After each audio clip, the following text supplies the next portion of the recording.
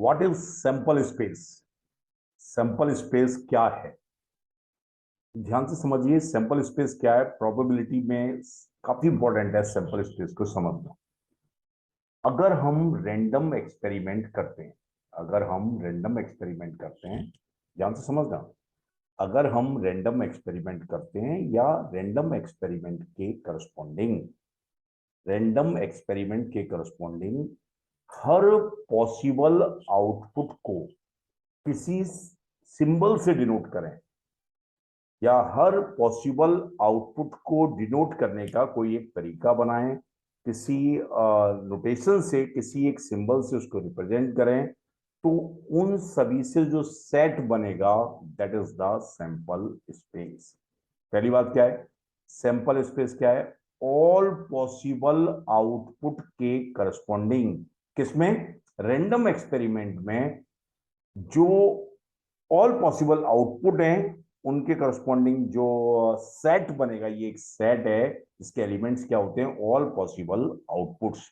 ध्यान से समझिए, दैट मेरे पास अगर मैं सिक्के को उछाल रहा हूं, ध्यान से सुनना, अगर मैं सिक्के को उछाल रहा हूं और मैं क्या कह रहा हूं कि भाई एक हेड आएगा या फिर टेल आएगा। भाई अगर सिक्का खड़ा नहीं होता है और नॉर्मल सिक्का है, तो अगर मैं सिक्के को उछाल रहा हूं तो या तो क्या आएगा उसमें, हेड आएगा या टेल आएगा। तो हेड आने को अगर मैं एस से डिनोट करता हूं, रैंडम एक्सपेरिमेंट क्या हुआ, ध्यान से सुनना, रैंडम एक्सपेरिमेंट मेरे पास हुआ सिक्के को उछालना, और उसमें से दो पॉसिबल आउटपुट है, या तो वो हेड आएगा या टेल आएगा। तो इस चीज को बहुत ढंग से समझना अच्छे से। तो जो हेड आ रहा है, हेड आ रहा है उसको अगर मैं एस से डिनोट कर रहा हूं, और टेल आ रहा है उसको टी से डिनोट कर रहा हूं, तो एक ऐसा सेट जिसके एलिमेंट्स क्या हैं? एच और टी हैं। ध्यान से समझिए, तो वो क्या होगा? सैंपल स्पेस होगा। अब एच और टी ये नहीं है, अगर किसी को मन हुआ कि भाई हेड को मैं x1 से डिनोट करूंगा और टेल को मैं x2 से डिनोट करूंगा, तो सिक्का ही उछाल रहे हैं, सिक्का उछालने की ही रैंडम एक्सपेरिमेंट है, तो उसके करस्पॉन्डिंग जो सैंपल स्पेस बनेगा वो क्या बन जाएगा? सैंपल स्पेस मेरे पास कितना बनेगा? ध्यान से सुनना, सैंपल स्पेस उसके करस्पॉन्डिंग बन जाएगा x1 x2। ये मेरे पास क्या बन जाएगा? x1 x2।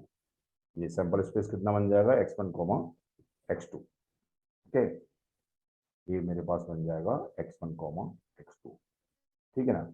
तो रैंडम एक्सपेरिमेंट के करस्पॉन्डिंग जो आउटपुट्स आ रहे हैं उनको उनको रिप्रेजेंट करते हुए, उनको एलिमेंट्स बनाते हुए, सभी को जो सेट बनेगा वो सैंपल स्पेस होता है। स्टैंडर्ड साइन है वो क्या है? एस है इसका।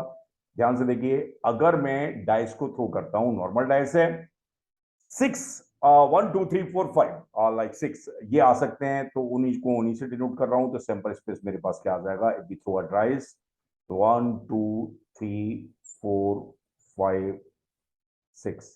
ओके, ध्यान से सुनना, sample space is a set formed by all corresponding to all possible outputs for random experiment. Random experiment काफी इंपॉर्टेंट है, ध्यान सुनिए। अगर मैं दो सिक्के उछालता हूं, दो सिक्के उछालता हूं, तो मेरे पास क्या आएगा? दोनों डिफरेंट है, कॉइन्स कैसे हैं? दोनों डिफरेंट है, अच्छे से सुनना, दोनों कॉइन्स कैसे हैं? डिफरेंट है। तो सैंपल स्पेस मेरे पास क्या आ जाएगा कि लाइक दो पॉसिबिलिटी, एच एच आ सकता है, एच टी आ सकता है, टी एच आ सकता है, और टी टी आ सकता है, टेल टेल आ सकता है। ये मेरे पास सैंपल स्पेस आ जाएगा, चार पॉसिबिलिटी है। ध्यान से सुनना, ये अगर कॉइन्स मेंशन नहीं है कि वो डिफरेंट है, तो भी मैं डिफरेंट मानूंगा। Two coins are given, it means two coins are different, but two coins are identical, same है, तो सैंपल स्पेस के एलिमेंट आएंगे, एच एच आएगा। अगर सेम ही है तो भैया एस टी आ जाए या टी एच आ जाए, कोई अंतर ही नहीं पड़ेगा। दूसरा एलिमेंट आएगा एस टी आएगा, और तीसरा क्या आ जाएगा? T T.